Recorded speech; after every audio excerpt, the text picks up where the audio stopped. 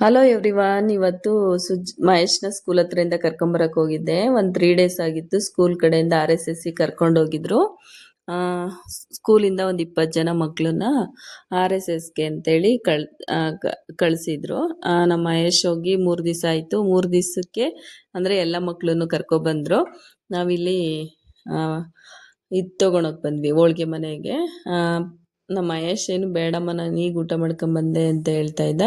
But ಇಲ್ಲ, ಪಾನಿಪುರಿ ತಿನ್ಕೊಂಡು ಹೋಗೋಣ ಬಾಲೆ, 4 ಗಂಟೆ ಆಗಿದೆ ಅಂತ ಹೇಳ್ಬಿಟ್ಟು ಕರ್ಕೊಂಡೋದೆ. ಇಲ್ಲಿ ನಮಗೆ ಪಾನಿಪುರಿ ಅಂದರೆ ತುಂಬ ಇಷ್ಟ.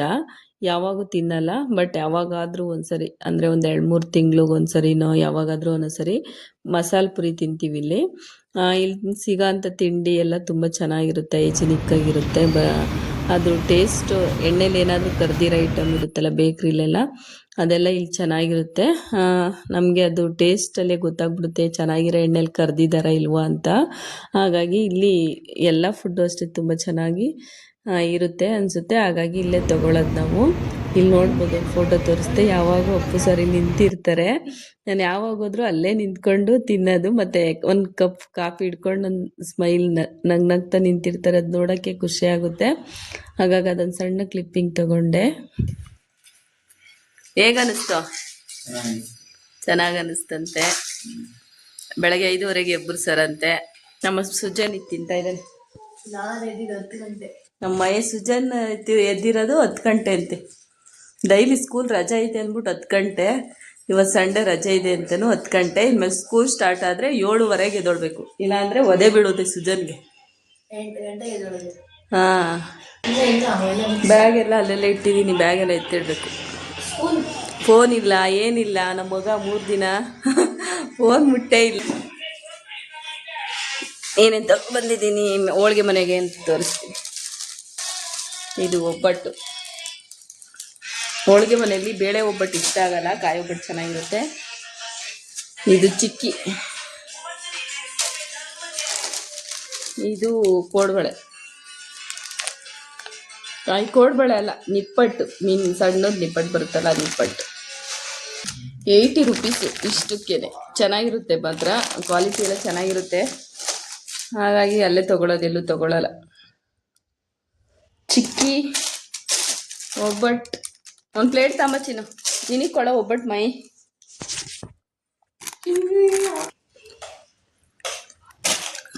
ಸುಜನ್ ತಿಂತಾ ಇದ್ದಾನೆ, ನಾವು ಅಲ್ಲೇ ತಿನ್ಕೊಂಡ್ಬಂದ್ವಿ. ಮಸಾಲೆ ಪುರಿ ಹೋಳಿಗೆ ಮನೇಲಿ ಸೂಪರ್ ಆಗಿರುತ್ತೆ. ಮತ್ತು ಪ್ಲಾಸ್ಟಿಕಲ್ಲಿ ಕೊಡಲ್ಲ, ಮತ್ತು ಪ್ಲೇಟಲ್ಲಿ. ಹೇಗಿದೆ? ನಾನು ಮಸಾಲೆ ಪುರಿ ತಂದಿರೋದು. ಇದು ವಾರ್ಡ್ರೋಬಿಗೆ ಬಟ್ಟೆ ಎಲ್ಲ ಜೋಡಿಸ್ತಾ ಇದ್ದೀನಿ. ಬಟ್ಟೆ ಎಲ್ಲ ಒಗೆದ್ಬಿಟ್ಟು ಅಂದರೆ ಒಗೆಯೋದು ಅಂದರೆ ಕೈಯಲ್ಲೇನು ಒಗೆಯಲ್ಲ, ವಾಷಿಂಗ್ ಮಿಷಿನ್ಗೆ ಹಾಕೋದು.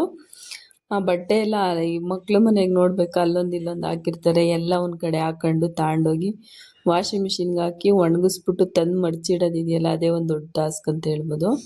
ಹಾಗಾಗಿ ಮೊನ್ನೆ ಟ್ರಿಪ್ ಹೋಗಿ ಬಂದಮೇಲೆ ಆ ಬಟ್ಟೆ, ಮತ್ತು ಊರಿಗೆ ಹೋಗಿ ಬಂದಿದ್ವಿ.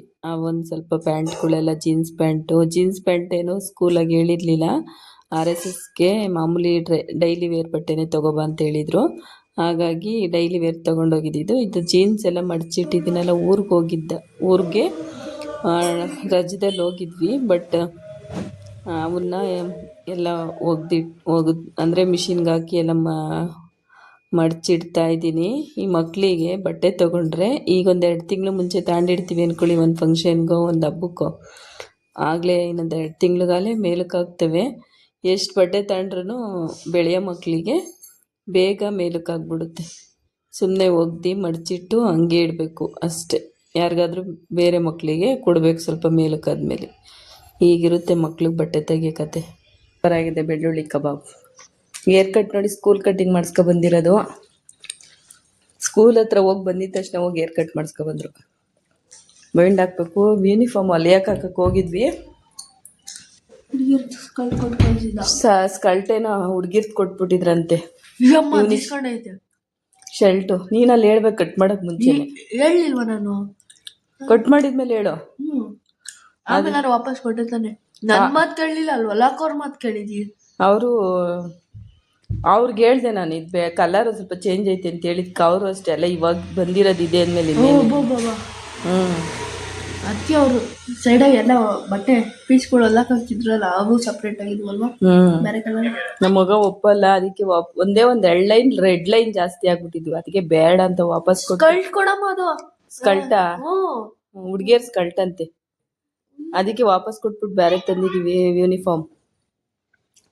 ಇಲ್ಲೇನೈತೆ ನೋಡು ಇಲ್ಲ ಸೈಡಾಗಿ. ಇಲ್ಲ ಹಾಂ ಏನದು? ಏನೋ ವೈಟ್ ಅಲ್ವಾ ಹ್ಞೂ ಏನೋ ಏನ ಅಂದರೆ ಕಬಾಬ್ ತಿಂತವ್ರೆ. ಕಬಾಬ್ ತೋರಿಸ್ತೀನಿ ಬನ್ನಿ. ಕಬಾಬ್ ಮಾಡಿದ್ದೆ.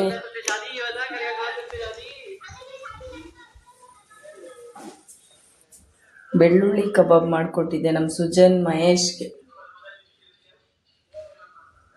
ಟೇಸ್ಟ್ ಅಂತೂ ಸೂಪರ್ ಆಗಿದೆ.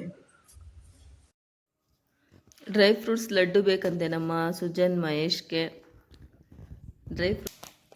ಈ ಪಂಪ್ಕಿನ್ ಸೀಡ್ಸ್ನ ನೀರಲ್ಲಿ ನೆನೆಸಿಟ್ಬಿಟ್ಟು ಬೆಳಗ್ಗೆನೇ ತಿನ್ನೋದ್ರಿಂದ ಜ್ಞಾಪನ ಶಕ್ತಿ ಹೆಚ್ಚುತ್ತೆ.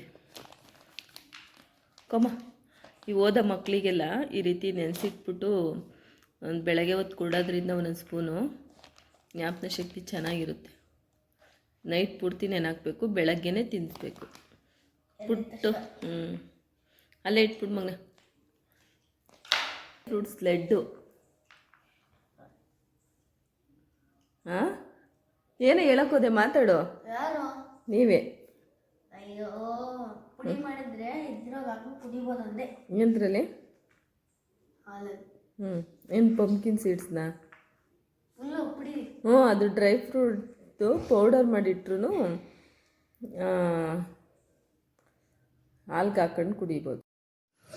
ಡ್ರೈ ಫ್ರೂಟ್ಸ್ ಯಾವ್ದು ಹಾಕಬೇಕೋ ಎಲ್ಲ ಹಾಕಿ ಚೆನ್ನಾಗಿ ಒಂದು ಸ್ವಲ್ಪ ಬಿಸಿ ಮಾಡಿಬಿಟ್ಟು ಮಿಕ್ಸಿಲಿ ಹಾಕಿ ಪೌಡ್ರ್ ಮಾಡಿಕೊಂಡು ಇಟ್ಟರೆ ಬೆಳಗ್ಗೆ ಹೊತ್ತು ಇವಾಗ ಸ್ಕೂಲ್ ಸ್ಟಾರ್ಟ್ ಆಗಿದೆ, ಮಕ್ಕಳು ತಿಂಡಿ ತಿನ್ನಲ್ಲ, ಬೆಳಗ್ಗೆನೇ ಹಾಲು ಕುಡಿದ್ರೇ ಸಾಕು ಅಂತ ಇರ್ತಾರೆ. ಹಾಗಾಗಿ ಈ ರೀತಿ ಡ್ರೈ ಫ್ರೂಟ್ಸ್ ಎಲ್ಲ ಹಾಕಿ ಪೌಡ್ರ್ ಮಾಡಿ ಇಟ್ಬಿಟ್ಟು ಹಾಲಿಗೆ ಮಿಕ್ಸ್ ಮಾಡ್ಕೊಂಡು ಕೊಟ್ಟರೆ ಒಂದು ಸ್ವಲ್ಪ ಮಕ್ಕಳಿಗೆ ಹೊಟ್ಟೆ ತುಂಬ್ದಂಗೆ ಅನಿಸ್ತಾ ಇರುತ್ತೆ. ಅಲ್ಲಿ ಊಟಕ್ಕೆ ಬಿಡೋ ಗಂಟ ಸ್ವಲ್ಪ ಅಂದರೆ ಡ್ರೈ ಫ್ರೂಟ್ಸ್ ತಿನ್ನೋದ್ರಿಂದ ತುಂಬ ಹೆಲ್ತಿಗೂ ಒಳ್ಳೆಯದು. ಹಾಗಾಗಿ ಬೆಳಗ್ಗೆನೇ ತಿನ್ನಿಸಿ ಹಾಲ್ಗೆ ಹಾಕಿ ಕೊಡೋದ್ರಿಂದ ಮಕ್ಕಳಿಗೂ ಹೊಟ್ಟೆ ಬೇಗ ಹಶ್ವಾಗಲ್ಲ. ಹಾಗಾಗಿ ಈ ರೀತಿ ಮಾಡಿಕೊಡ್ತಾ ಇದ್ದೀನಿ. ಇದು ಅಗಸೆ ಬೀಜನೂ ಅಷ್ಟೇ ಈ ರೀತಿ ಹುರಿದ್ಬಿಟ್ಟು ಪುಡಿ ಮಾಡಬೇಕು. ಮಕ್ಕಾನ ಎಲ್ಲ ಹುರಿದ್ಬಿಟ್ಟು ಪುಡಿ ಮಾಡಬೇಕು. ಮತ್ತು ಡ್ರೈ ಫ್ರೂಟ್ಸ್ ಎಲ್ಲ ತೊಗೊಂಡಿದ್ದೆ, ಅದು ಎಲ್ಲ ಪುಡಿ ಮಾಡಿ ಮಿಕ್ಸ್ ಮಾಡಿದ್ದೀನಿ, ನೋಡ್ಬೋದು. ಇವತ್ತಿನ ವಿಡಿಯೋ ಇದಾಗಿತ್ತು. ಯಾರೆಲ್ಲ ನೋಡ್ತಿದ್ದೀರಾ, ಹೇಗೆ ಅನ್ನಿಸ್ತು ನನ್ನ ವಿಡಿಯೋ ಅಂತ ಕಮೆಂಟ್ ಬಾಕ್ಸಲ್ಲಿ ತಿಳಿಸಿ. ಸಬ್ಸ್ಕ್ರೈಬ್ ಮಾಡ್ದಲೆ ವಿಡಿಯೋ ನೋಡ್ತೀರಾ, ಸಬ್ಸ್ಕ್ರೈಬ್ ಮಾಡ್ಕೊಂಡು ನೋಡಿ. ಮುಂದಿನ ವಿಡಿಯೋದಲ್ಲಿ ಸಿಗ್ತೀನಿ. Thank you for watching. ಹೇಗೆ ಬಂದಿದೆ ಅಂತ ಕಮೆಂಟ್ ಮಾಡಿ ತಿಳಿಸಿ ನನಗೆ ವಿಡಿಯೋ ಮಾಡೋಕ್ಕೆ ಇಷ್ಟ ಆಗುತ್ತೆ. ಅಂದರೆ ಇಷ್ಟ ಆಗ್ತಿದೆ ವಿಡಿಯೋ ಮಾಡಬೇಕು ಅಂತ ವಿಡಿಯೋ ಮಾಡ್ಬೋದು. ಹಾಗಾಗಿ ನೀವು ಕಮೆಂಟ್ ಮಾಡಿ ತಿಳಿಸಿ. ನೋಡ್ತಾ ಇದ್ದೀರಲ್ಲ, ಈ ರೀತಿ ಮಾಡಿಟ್ರೆ ಬೆಳಗ್ಗೆ ಹೊತ್ತು ಹಾಲಿಗೆ ಮಿಕ್ಸ್ ಮಾಡಿ ಕೊಡ್ಬೋದು. Thank you for watching.